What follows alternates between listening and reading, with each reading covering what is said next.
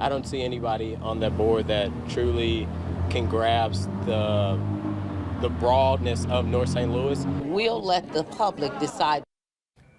Mixed reactions tonight to the new board members appointed to the St. Louis Board of Police Commissioners. It is a major development in the state takeover of St. Louis Police. The board is made up of 6 people who Governor Kehoe argues are the most respected voices from across the city. These are the 6 people who will sit on the board, but the selections are getting some pushback tonight from local leaders who are concerned about a lack of diversity and voices out of North St. Louis. So tonight, our John Kipper is live downtown breaking down the governor's picks and why some argue the group's makeup misses the mark. John?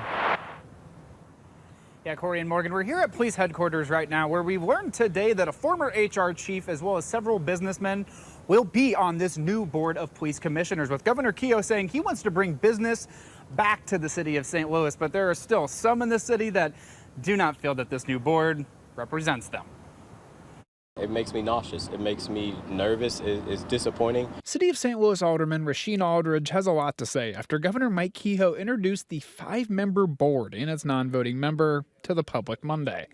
Aldridge saying there's a lack of diversity and experience. They're not going to see representation. They're going to see, okay, here's a good old boys system. Along with Mayor Kara Spencer, Kehoe named businessmen Brad Arteaga, Chris Saraceno, Eddie McVeigh, as well as former city personnel director Sonia Jenkins Gray as voting members. Car dealer Don Brown is also on the board as a non-voting member. Aldridge points out Sonia Jenkins Gray, who was recently publicly fired by the Mayor Tashara Jones administration, is the only African-American on the board. You just got one person of color, that's problematic. Well, Brad Arteaga grew up in Baden, so I don't know how much north you get. We asked Governor Kehoe about this, who says Arteaga grew up in North City. We had that in mind, to be honest with you, trying to find different pieces of people that represent different parts of the city, and I can tell you Brad knows North St. Louis just about as well as anybody. I would have liked to see that the board had represented the demographics of the city of St. Louis. State Senator Carla May attended the press conference. She also says she hoped there would be more Black St. Louis residents on the board.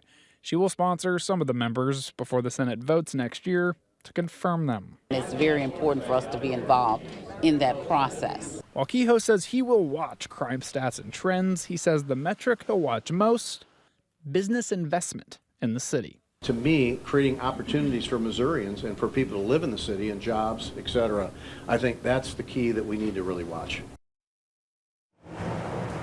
Now, Senator May adds that she's going to let the people to decide whether this new board is working or not, and this new board will eventually have to get confirmed by the state Senate, but that's not going to happen until next year.